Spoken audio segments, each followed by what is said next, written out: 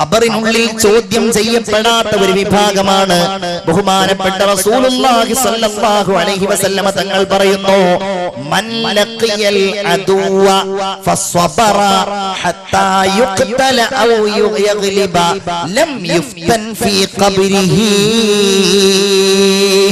രക്തസാക്ഷിയായ ഒരാൾ ഖബറിനുള്ളിലുള്ള ശിക്ഷ അനുഭവിക്കേണ്ടി വരികയില്ല എന്ന് ഹബീബായ മുഹമ്മദുർ റസൂലുള്ളാഹി സല്ലല്ലാഹു അലൈഹി വസല്ലം. ഇങ്ങനെ പലരുമുണ്ട്. റസൂലുള്ളാഹി സ്വല്ലല്ലാഹു അലൈഹി വസല്ലം അതിൽ പ്രധാനമായും എണ്ണിയത് രക്തസാക്ഷികളെ തന്നെയാണ്.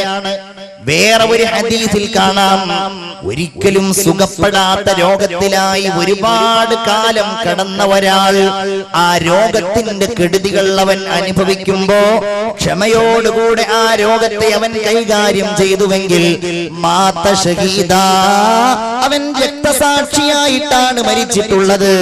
അത് കാരണം അല്ലാഹു അവനെ ഖബറിന്റെ ശിക്ഷയിൽ നിന്ന് രക്ഷപ്പെടുത്തുമെന്ന് ഹബീബായ നബി മുഹമ്മദ് മുസ്തഫ.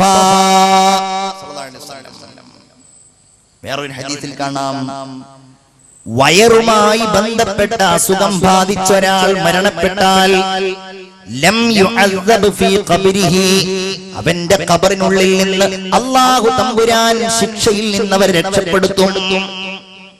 ഇനി അതിനുള്ള ചില മാർഗങ്ങൾ പറയുന്നു. എല്ലാ രാത്രിയും ഒരാൾ സൂറത്തുൽ മുൽക്ക് പാരായണം ചെയ്താൽ, തബാറക, ആ സൂറത്ത് ഒരാൾ പാരായണം ചെയ്താൽ ഉസിമ മിൻ ഫിത്നത്തിൽ ഖബർ, ഖബറിന്റെ ശിക്ഷയിൽ നിന്ന് അല്ലാഹു തആല അവനെ രക്ഷപ്പെടുത്തും.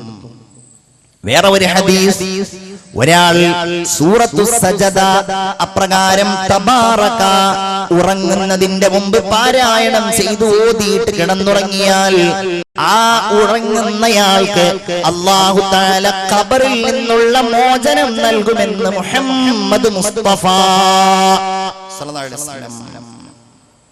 വേറെ ഒരു ഹദീസിൽ കാണുന്നത് ഇങ്ങനെയാണ്, വെള്ളിയാഴ്ച പകലിലോ വെള്ളിയാഴ്ച രാവിലോ ഏതെങ്കിലും ഒരു മുസ്ലിമായ മനുഷ്യൻ മരണപ്പെട്ട് കഴിഞ്ഞാൽ ഇല്ലാ വഖാഹുല്ലാഹു ഫിത്നത്തൽ ഖബർ, ഖബറിന്റെ ഭീകരതയിൽ നിന്ന് അല്ലാഹു തമ്പുരാൻ ആ മനുഷ്യരെ രക്ഷിക്കുമെന്ന് ഹബീബായ നബി മുഹമ്മദ് മുസ്തഫ സല്ലല്ലാഹു അലൈഹി വസല്ലം.